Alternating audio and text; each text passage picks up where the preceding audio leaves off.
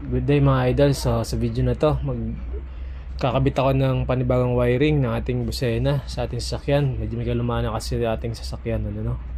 So may nagtanong sa akin dito kung yung busena ba ay gumagana kahit walang susi or naka-off yung ignition switch So ang sagot doon is depende.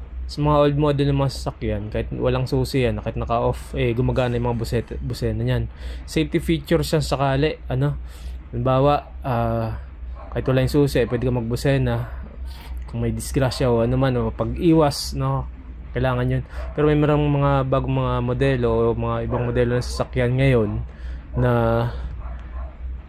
kapag naka-off yung ignition niya, hindi talaga gana yung busena. Pero para sa akin, so gagawin ko, direct ako sa battery, pero lalagyan ko lang ng fuse box. So ito, papaliwanag ko naman sa inyo yung paano yung connection nito. So meron akong bibigay na diagram, then paano basahin yung itong ating relay, paano i-connect pati So ito yung ating relay, 5 pin to, Bosch ang napili natin. At ito, may mga number rin siya dito, so may corresponding to na connection. So itong 85, ito yung sa switch. Ibig sabihin yung sa busena natin, yung pinipindot natin para tumunog Ito yung switch. Ito naman yung galing sa battery.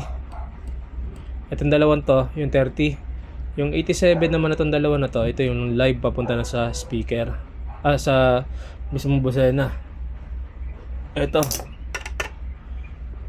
So kasi may low and high, so dalawa to, tag-isa rin yan sila. So dalawang connection din ginawa natin.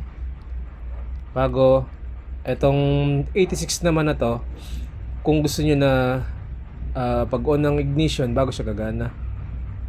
Kung ayaw nyo naman, kung gusto nyo rekta na kahit nakapatay yung susi, so pag-connectin nyo lang itong dalawa na to. Okay, maglalagay lang ako ng fuse. Pwede mo lagyan dito ng fuse. Ayan, okay. Yun lang. Siya ng konting idea.